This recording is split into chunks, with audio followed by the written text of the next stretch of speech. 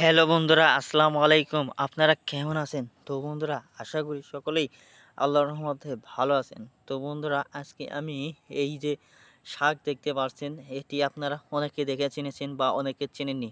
তো বন্ধুরা, আসুন জেনে নেওয়া যাক এই শাকটির উপকারিতা কী। তার আগে বন্ধুরা, অবশ্যই এই পাট শাকের মধ্যে কি কি উপাদান রয়েছে তা আলোচনা করে নেওয়া যাক।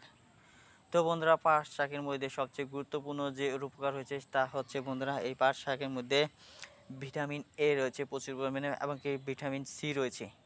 যেহেতু বন্ধুরা ভিটামিন সি এর অভাবে যারা স্কার্বি রোগে ভুগে আছেন, তো বন্ধুরা যারা বন্ধুরা স্কার্বি রোগ বিভিন্ন ধরনের ওষুধ সেবন করছেন, তারপরও বন্ধুরা আপনাদের এই স্কার্বি রোগ থেকে আপনারা রেহাই পাচ্ছেন না।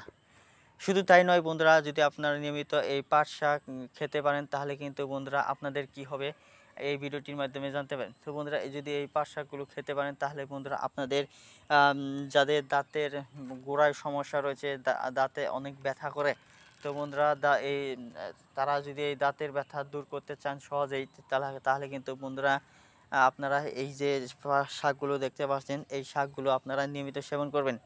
তাহলে কিন্তু বন্ধুরা আপনাদের দাঁতের মাড়ি শক্ত হবে এবং কি দাঁতের ব্যথা থেকে মুক্ত হবেন।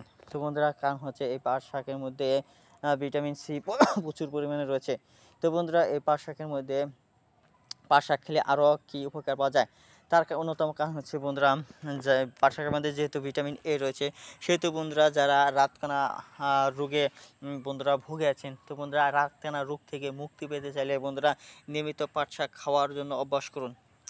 শুধু তাই নয় বন্ধুরা, আপনাদের যাদের ক্যালোরির অভাব রয়েছে বন্ধুরা, এই পাট শাকের মধ্যে যেহেতু আঁশ রয়েছে, সেহেতু বন্ধুরা ক্যালোরির অভাব পূরণ করবে এই শাকটি।